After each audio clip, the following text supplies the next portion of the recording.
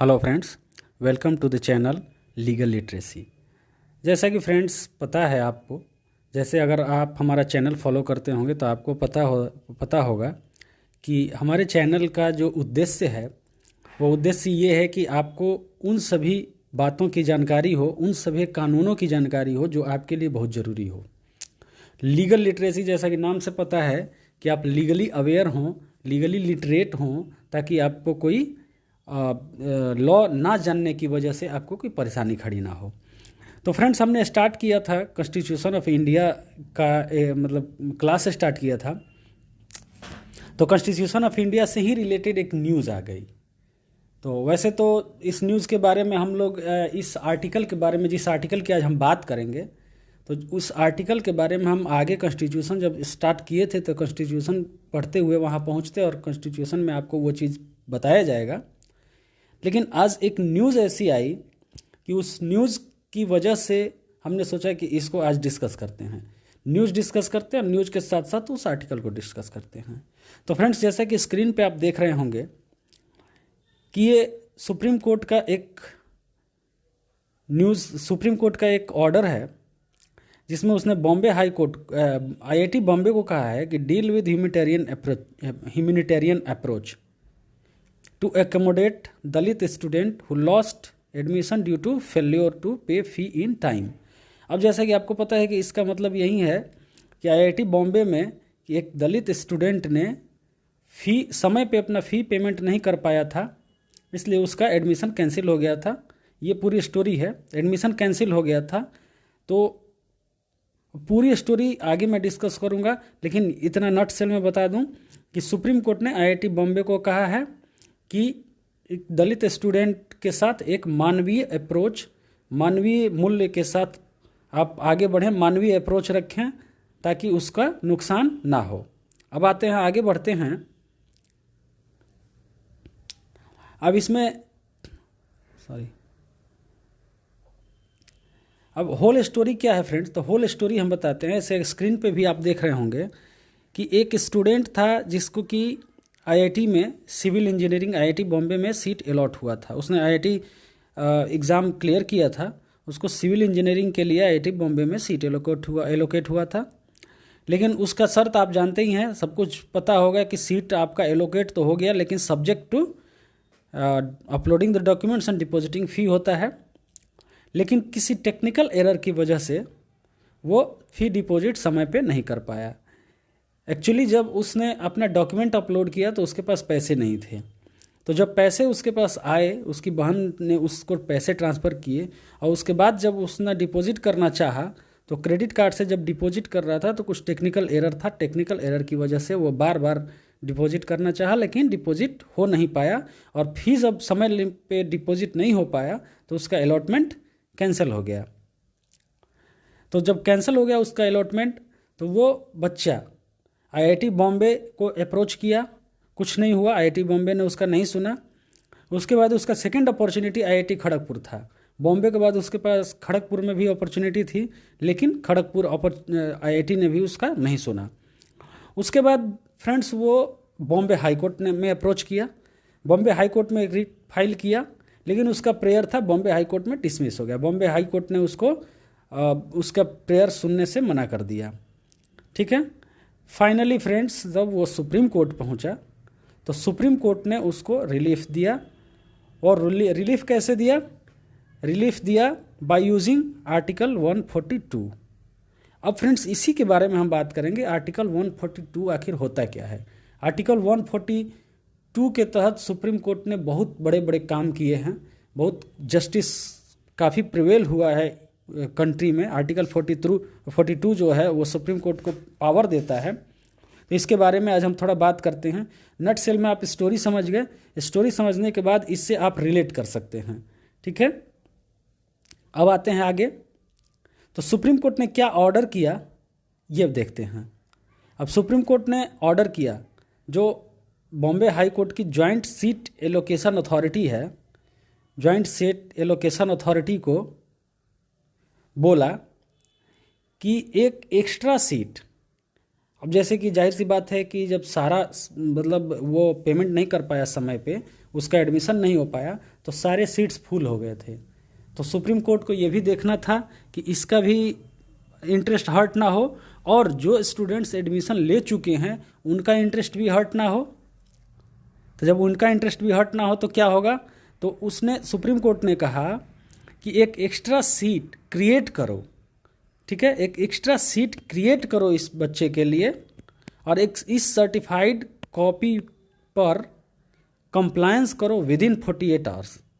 Extra seat create करो और इसको एडमिशन दो। दोस्तों वो अब आगे बढ़ते हैं। ये बेंच था सुप्रीम कोर्ट में mister justice DY Chandrachud and mister justice AS Bopanna, ठीक है। इन्होंने ऑर्डर किया create a new seat for the student without affecting the rights of students already got admission.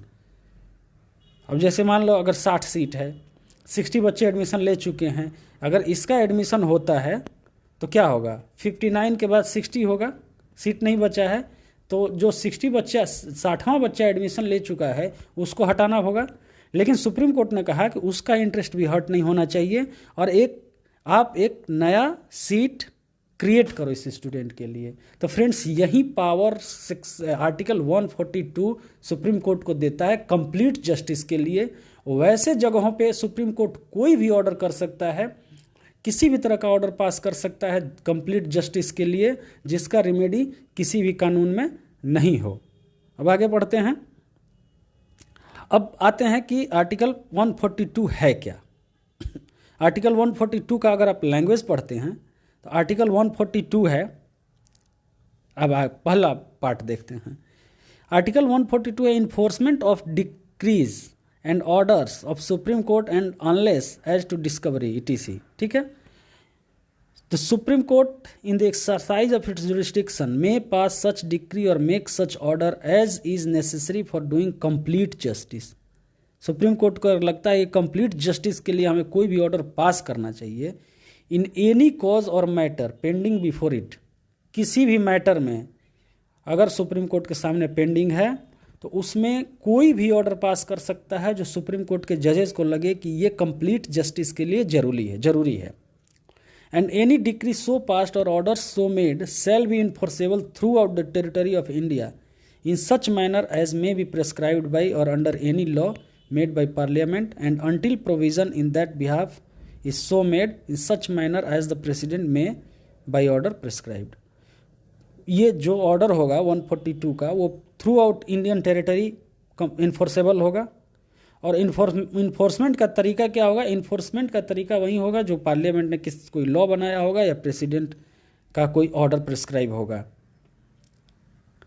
Next आते हैं, subject to the provision of any law made in this behalf by parliament the supreme court shall as respects the whole of the territory of India have all and every power to make any order for the purpose of securing the attendance of any person, the discovery or production of any documents, or the investigation or punishment of any contempt of itself।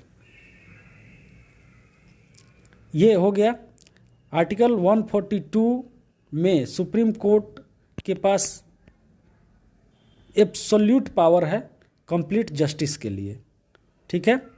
Next, अब कुछ cases देखते हैं friends जिसमें कि supreme court ने, honourable supreme court ने article 142 का use किया है, ठीक है।